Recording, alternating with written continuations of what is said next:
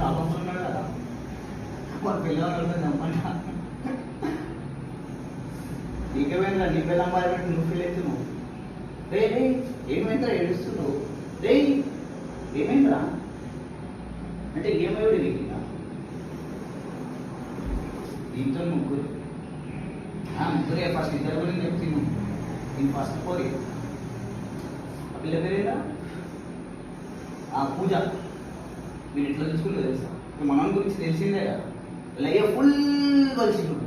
మనం ఎడికైనా పోవాలంటే top ready కొట్టాం.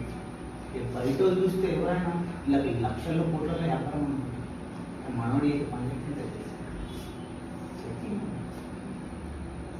మనం చూసి ఒక పిల్ల రావు రావు నాకు అపరాధాలు ఉంది బయట తీసుకురా.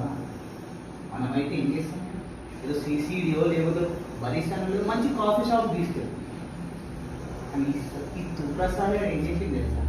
మన సీనన్న చదువుకున్నాం ఆయన పోయి కాఫీ కొనుక్కొస్తే ఎప్పుడు ఆపించిండ్రా ఈ బతుకు సాలే.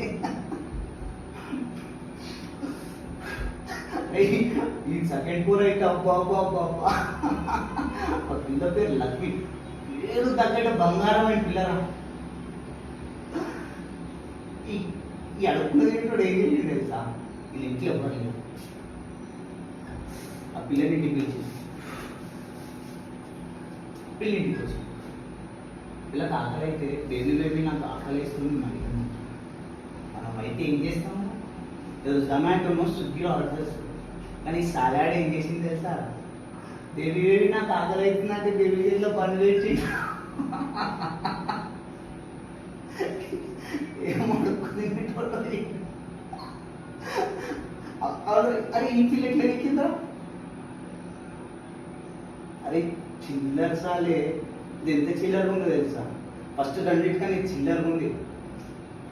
చిల్లర అరే ఎవడన్నా అడుగుకున్నది వస్తే 10 రూపాయలు ఇచ్చి 9 రూపాయలు చిల్లర తీసుకోండి. ఎంత చిల్లర సాలని చిల్లర బతుకులను.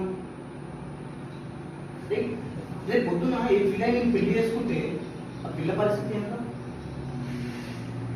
అందుకే ఈ పిల్లలందరినీ వదిలేసి పారిపోయింది. అరే ఇప్పటికైనా మారరా?